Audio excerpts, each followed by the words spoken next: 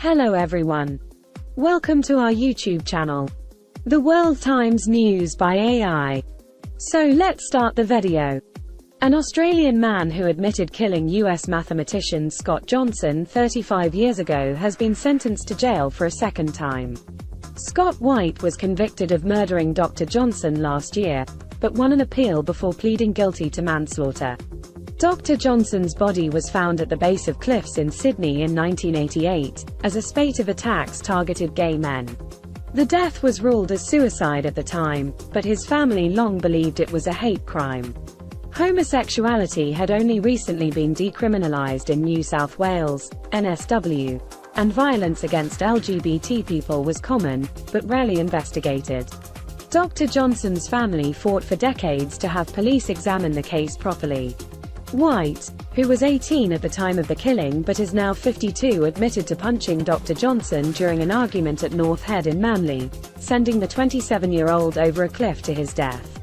On Thursday, a judge at the NSW Supreme Court sentenced him to 9 years in prison, 6 years without parole, saying he had left Dr. Johnson to die.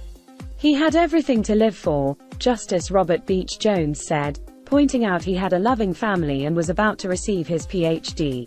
But the judge ruled that he could not be satisfied beyond reasonable doubt that the killing was a gay hate crime.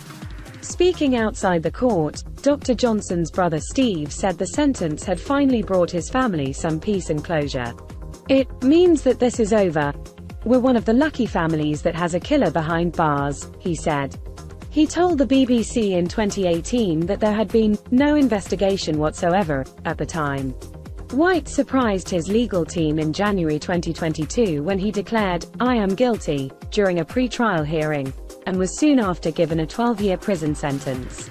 But he maintained he did not intend to kill Dr. Johnson, and his legal team successfully argued the plea was made when he was confused and stressed.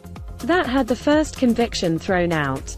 The police force previously apologized to Dr. Johnson's family for not investigating the case properly in the 1980s and failing to protect the gay community.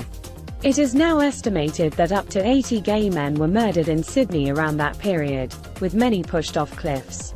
"It was inconceivable to me that Scott went somewhere and jumped off a cliff," says his brother Steve, who's been campaigning for the truth. Thanks.